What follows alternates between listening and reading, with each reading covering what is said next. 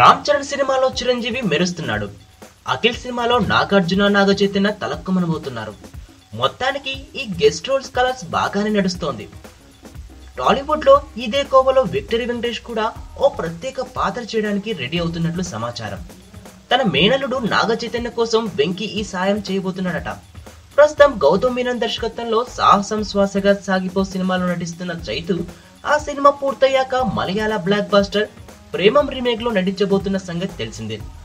Majnu titles తో తిరగకుతున్న ఈ సినిమాకు చందు ముండేటి దర్శకత్వం వహిస్తాడు.